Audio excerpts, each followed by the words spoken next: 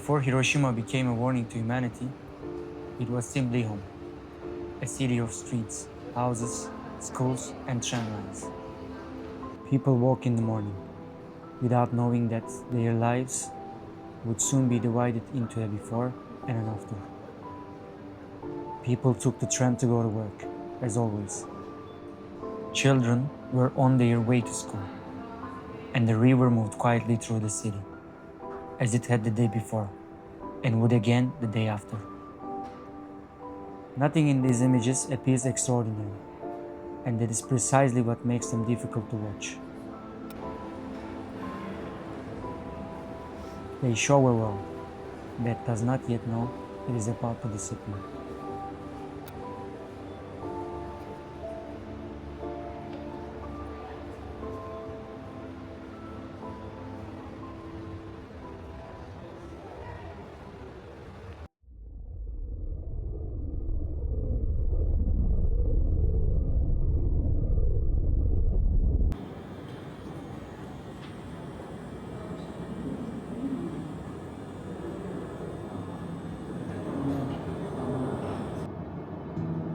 That day, at 8:16, time was broken.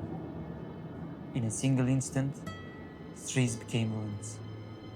Homes became shadows. Human bodies were exposed to a force that language still struggles to contain. A city that had been full of ordinary movement was transformed into fire, dust, and silence. There are moments in history that resist narration. This is what I thought visiting the Hiroshima Peace Memorial Museum. It was better to just not to think of anything or describe, otherwise would feel inadequate. But to remain silent was even harder, which felt like abandonment. The images that remain do not allow us the comfort of distance. Burnt skin, bodies searching for water.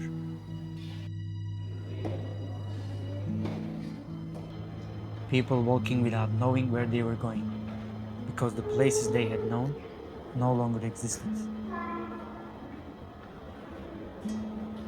Some survived the morning, only to die in the following hours, days or years. Others entered hospitals and rehabilitation rooms, carrying wounds that could not be separated into the physical and the psychological.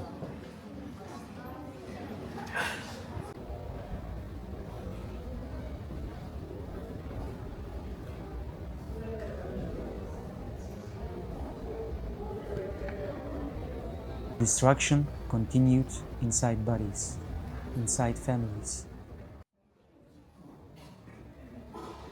and it continued inside memory.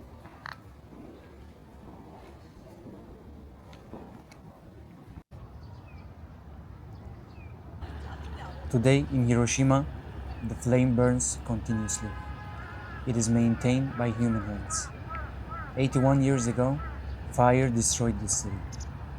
And now, another fire has been given the task of remembering it.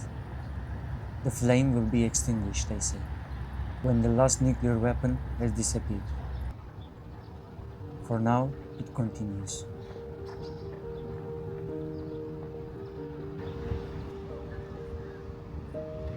In front of it, the memorial stood empty.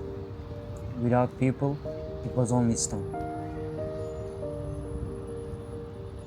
Because monuments do not remember by themselves. They wait for the living to return.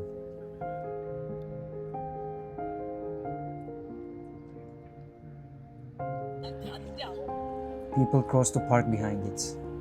Some had come to remember. Others were simply passing through. This was the first contradiction I noticed in Hiroshima. The past remained still, while life moved around it.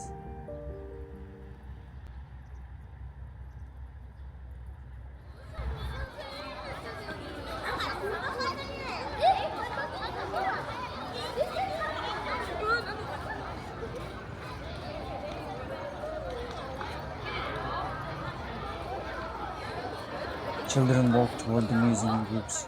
Inside, they stopped before objects that had survived the people, who once used them.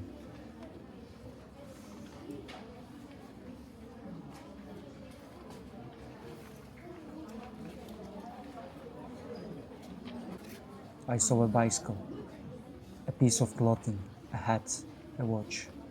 These objects cannot explain the event, but they prevent it from becoming only a number. The children looked, read, and moved to the next display. They were being asked to imagine a morning that took place long before they were born. This is how memory is passed on, I guess. Not as an experience, but as a responsibility. And I feel that complete understanding may be impossible here. But still, the attempt remained necessary.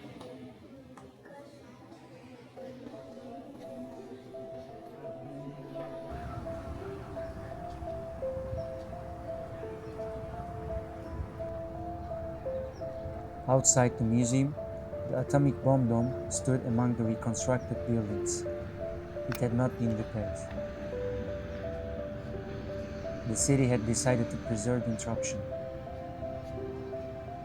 Around it, roads returned, offices opened, trees grew, new generations entered the city. But the ruin remained. It did not prove that Hiroshima had healed. Beyond the memorial park, the past became more difficult to see. The river moved quietly through the city. Nothing on its surface revealed what had happened beside it. I know the river does not remember its video. It has no anniversaries. Only people have given this landscape a history.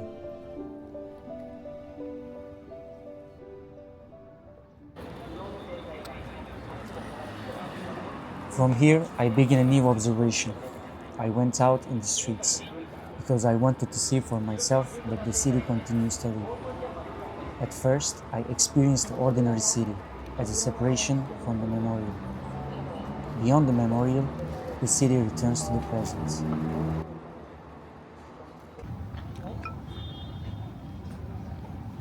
A man juggles during his break.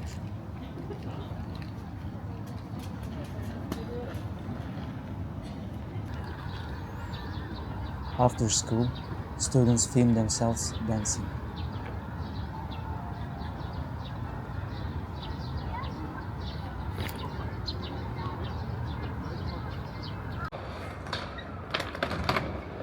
Children spend the afternoon on skateboards.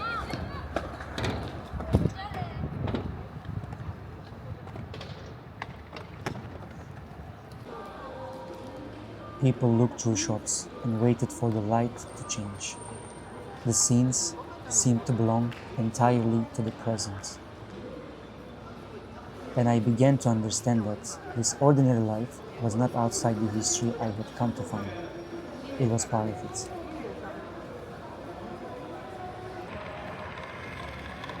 A city cannot remain permanently inside the moment of its destruction. To live, it must also forget.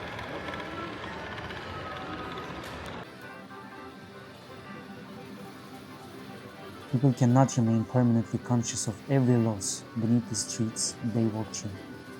They must become distracted. They must make plans. And they must get drunk.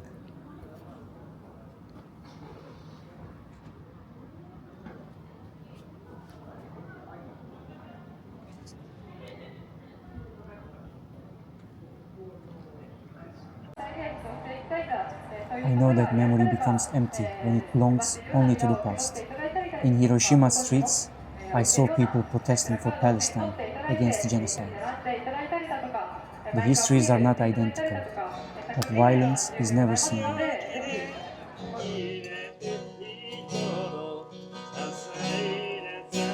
Hiroshima is not only a city looking backward, it is present. Memory lives through the people who carry it into the streets. To remember is to see destruction while it is still happening.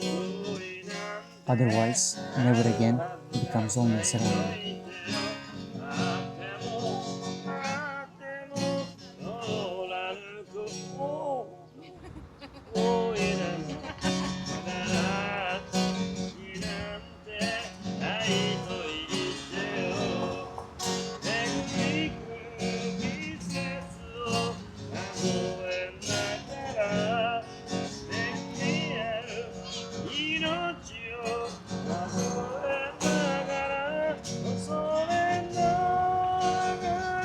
Near the end of the day, two friends said goodbye.